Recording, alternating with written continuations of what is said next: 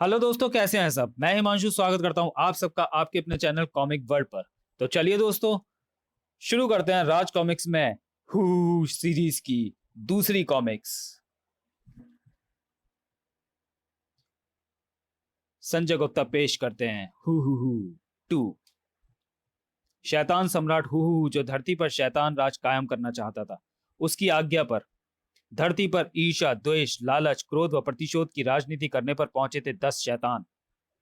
इधर पिरामिड का रहस्य जानने के लिए सर डिकोस्टा, जूलिया, फर्नांडिस और डेविड ने पिरामिड में प्रवेश किया। टॉर्च जला लो। पिरामिड में मंडराती एक प्यासी आत्मा ने डेविड के शरीर को अपना निवास बनाकर जूलिया का खून पीकर उसे मार डाला। जूलिया की लाश का अंतिम संस्कार कर दिया गया। तब डिकोस्टा महल में पहुंचकर डेविड ने फादर जॉन डिकोस्टा और फर्नांडिस को पिरामिड की मम्मी से चुराया गया वह हार दिखाया। छीना झपटी में हार टूट गया और डेविड पर हावी पिरामिड की खूनी आत्मा ने फर्नांडिस को भी मार डाला। ओह! जबकि इधर फादर जॉन पवित्र क्रॉस की मदद से डेविड तथा उस खूनी आत्मा को मार डालने में कामयाब हो गए थे। मैं तुम्हें खत्म कर देने के लिए विवश हूं मेरे बच्चे। नहीं फादर नहीं। तभी बाबा खान ने वहां पहुंचकर हमला बोल दिया। उसी समय डाकू बाबा खान सर डिकोस्टा की अतुल संपत्ति को लूटने के लिए डिकोस्टा महल की ओर बढ़ रहा था। इस हमले में बुरी तरह से घायल हो गए फादर जॉन तथा सर डिकोस्टा।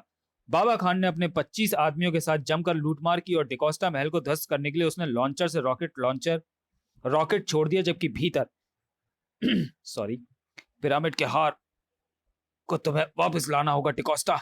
डिकोस्टा महल को ध्वस्त हो जाने से कोई नहीं रोक सका। इधर बाबा खान ने डिकोस्टा महल से लूटे गए खजाने सहित पिरामिड के हार को भी विश्व के कुख्यात माफिया गिरोह को बेच डाला। लेकिन एन वक्त पर पुलिस ने वहां पहुंचकर बाबा खान को मार डाला और इधर हॉस्पिटल में हो गई डिकोस्टा की भी मौत। यहां तक का कथानक आपने पढ़ा हु में। अब आगे क्या होता है यह सब प्रस्तुत कॉमिक में पढ़ें। 20 मंजिला 5 स्टार होटल डार्क पैलेस की छत पर उस शानदार पार्टी में मिसेस शीतल सेठ ने अपने 25वें जन्मदिन के केक को काटा। Happy birthday to you Sheetal. Dark palace. Mister Gujarat Seth ने मिसेस शीतल को दिया वह अनमोल तोहफा। इसे खोलकर देखोगी तो झूम उठोगी। सचमुच फटी रह गई शीतल की आंखें। उस हार को खुद गजराज सेठ ने शीतल के गले में सुशोभित किया। उफ, इस नेकलेस में विभूषित इस हीरे की चमक पर तो आंखें ही नहीं ठहर पा रही। अद्भुत है ये। अचानक ही बिजली गुल हो गई। अरे ये क्या हुआ? बिजली गुल हो गई। अंधेरे में एक चीख गूंजी। फर्श पर गिरकर बोतल शहीद हो गई। खनाक। गजराज सेठ ने बोतल के कांच से बचाने के लिए शीतल सेठ को अपनी ओर खींचा। बचा शीतल। उफ, जबरदस्त खूनी हादसा होने जा रहा था। गजरा। उफ। लेकिन इसी पल उस मेहमान की फुर्ती देखने काबिल थी। सर। मेज ठीक शीतल के नीचे पहुंचकर रुकी। इसी पर बिजली की गड़बड़ी भी दूर हो गई। और यह वहां का दृश्य देखकर स्याह सी पुत गई मौजूद मेहमानों के चेहरों पर। उफ, अगर मिस्टर नारायण मेज को ठीक समय पर शीतल जी की ओर न ढकेल देते तो गजब हो जाता। ओह जीजस, एक अनहोनी टल गई। तुम ठीक तो होना शीतल? ओ गजराज, अचानक ये सब क्या हुआ? और तब शीतल पर से टले उस भयानक संकट की खुशी में पार्टी में और भी जोश भर गया। मिस्टर नारायण, आज आपके कारण मेरी पत्नी को नया जीवन मिला है। उस वक्त चरमोत्कर्ष पर थी पार्टी। दूर कहीं घड़ियाल रात के 12 बजने की सूचना 12 घंटे बजा कर दे रहा था। Ton ton. वाराणसी के वापसी के लिए लिफ्ट में पहला कदम रखने वाली थी शीतल सेठ। हा, आज पार्टी का डबल मजा आया। और होनी ने इसी पल अपना खतरनाक जबड़ा फाड़ दिया। गजराज! अरे उफ, लिफ्ट अपने आप नीचे चली गई। पर यह हुआ कैसे? दरवाजा बंद हुए बिना तो लिफ्ट चल ही नहीं सकती। द्रुत वेग के साथ नीचे गिरती चली जा रही लिफ्ट को नियंत्रित करने की जबरदस्त चेष्टा की बदहवास शीतल ने। ओ गॉड, इसकी तो नियंत्रण प्रणाली काम नहीं कर रही। इधर सभी अनिष्ट की आशंका से थरथरा उठे थे। लिफ्ट के रिक्त हुए स्थान में कूद पड़ने को हुए गजराज को जकड़ लिया कई हाथों ने। शीतल, मैं आ रहा हूं। शीतल, मैं आ रहा हूं। रुको, पागल मत बनो। नीचे पुर्जा पुर्जा होकर बिखर गई लिफ्ट। थाक! अंदर खून से नहा गई थी शीतल। घटना के कुछ ही मिनटों में शीतल को लिए एम्बुलेंस दौड़ पड़ी शहर के सबसे बड़े और महंगे मंगाराम अस्पताल की ओर। फ्रू। केस की गंभीरता को देखते हुए सघन चिकित्सा कक्ष में खलबली मचना स्वाभाविक थी, और तब सीनियर सर्जन डॉक्टर घोष गजराज से मुखातिब हुए। मिस्टर गजराज, आपकी पत्नी की हालत गंभीर है।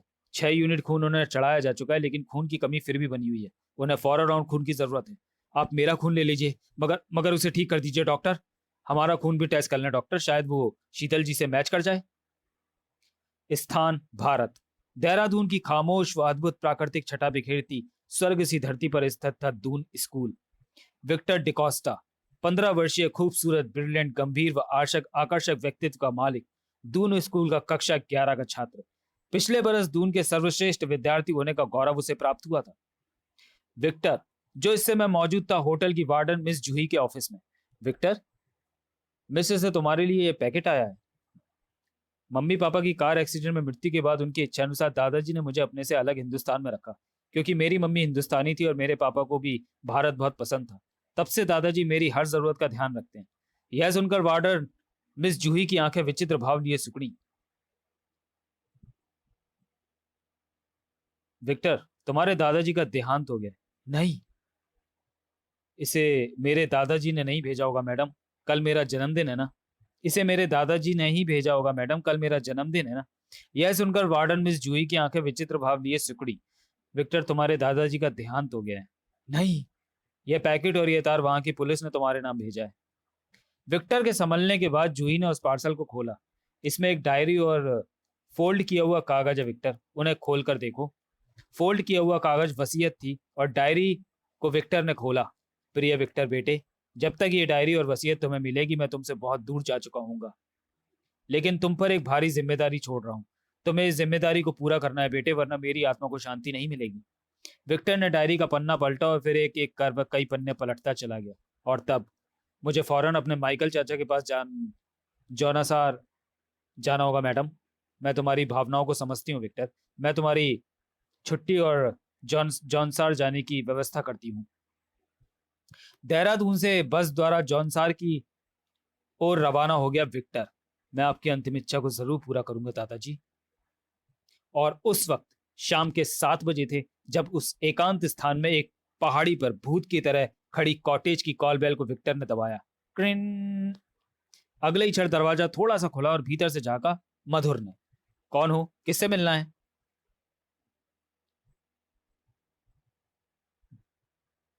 विक्टर ने उसे बताया। सुनने के बाद चीख सी निकल गई मधुर के कंठ से।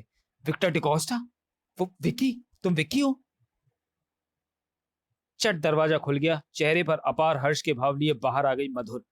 तुमने मुझे नहीं पहचाना? मैं मधुर हूं। उफ, आज बरसों बाद इस घर में किसी के कदम पड़े हैं। तुम अंदर आओ ना प्लीज विक्की, प्लीज अंदर आओ। पापा तुम्हें देखकर कितना खुश होंगे, खुशी से उछल पड़ेंगे वो। सचमुच उसके माइकल चाचा उसे सीने से लगाकर रो पड़े थे। तू बहुत छोटा सा था जब तेरे पिताजी और दादाजी ने तुझे अपने साय से भी दूर रखने का वचन मुझसे ले लिया था, क्योंकि मैं तंत्र मंत्र व भटकती रूहों को सिद्ध करने में लगा रहता था। इसी कारण तुम्हारे पिताजी और दादाजी मुझसे नफरत करते थे और चाहते थे कि मैं दुष्कर्म छोड़ दूं, जबकि वो सब काम अब मेरी जिंदगी बन चुके थे। उसी शाम सर डिकोस्टा की डायरी को पढ़ने के बाद माइकल एकाएक गंभीर हो गया।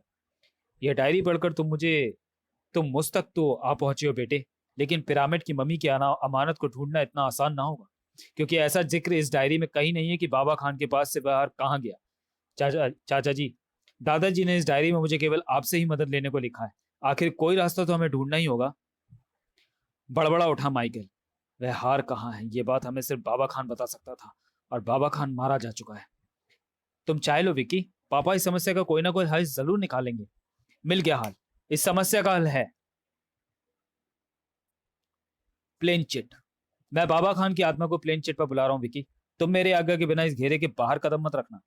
उस क्षण सिहर गए मधुर और विक्टर के जिस्म जब धुंधली सी वह सफेद आकृति प्लेन चिट के बर्तन पर मंडराने लगी। और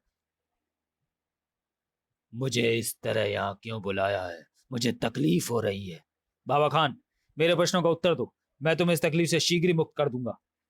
सुलग कर शोलों में बदली जा रही थी माइकल की आंखें।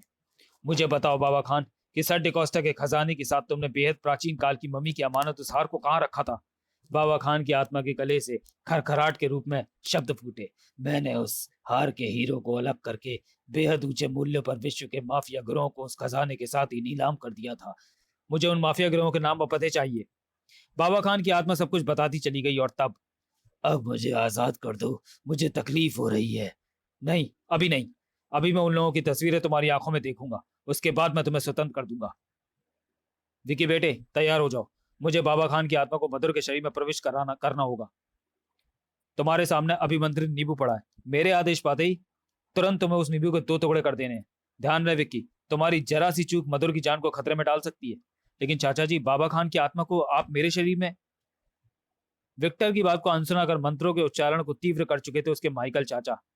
बाबा खान, इस शरीर में प्रवेश करो। आह!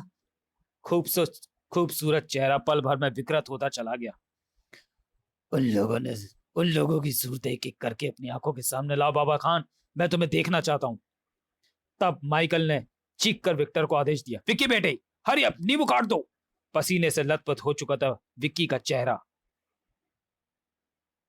और उफ, हड़बड़ी में नींबू उसके हाथों से छूटकर घेरे के बाहर लुढ़कता चला गया। चाचा जी! घेरे से बदहवासी में निकल पड़ने को हुआ विक्टर। यह देख चीख पड़ा माइकल, नहीं, उस घेरे से बाहर मत निकलना। नींबू को घेरे में रहकर ही उठाने की चेष्टा करो। Hurry up Vicky, hurry up. घेरे के अंदर फर्श पर लेट गया विक्टर और जल्दी जल्दी करो विक्की। ओह गॉड, हेल्प मी गॉड। मधुर की नसें भयानक ढंग से फूलने लगी थी, जैसे अभी फट जाएंगी। और इधर विक्टर जैसे पागल हो उठा। अगले ही पल उस कटार की धार के नीचे नींबू 2 टुकड़ों में कट गया। इधर धड़ाम से फर्श पर बेहोश होकर लुढ़क गई मधुर। मधुर, मेरी बच्ची, तो ठीक तो है ना? ओह मधुर, शीघ्र ही। उफ चाचा जी, आपने मधुर दीदी की जान का इतना बड़ा रिस्क क्यों लिया? अगर मैं ऐसा ना करता तो उन लोगों की तस्वीर देख पाना असंभव था, जिन लोगों के पास पिरामिड की मम्मी की अमानत है। भाव विभोर होकर माइकल डिकोस्टा के सीने से लग गया। विक्टर और मासूम बच्चों के समान फूट फूट कर रो पड़ा। उफ, पिताजी और दादाजी हमेशा कितना गलत समझते रहे थे। आपको आपको आप तो महान है चाचा जी। और मधुर दीदी, बहन का प्यार क्या होता है ये मुझे आज मालूम पड़ा है। अगर मैं यहाँ ना आता तो सारी उम्र मुझे ये प्यार नसीब ना होता। तो चलिए दोस्तों, वीडियो को यहीं समाप्त करते हैं और मिलते हैं राज कॉमिक्स की थ्रिल हॉर सस्पेंस सीरीज की कॉमिक्स हु सीरीज की दूसरी कॉमिक्स के दूसरे और अंतिम भाग में। तब तक के लिए धन्यवाद।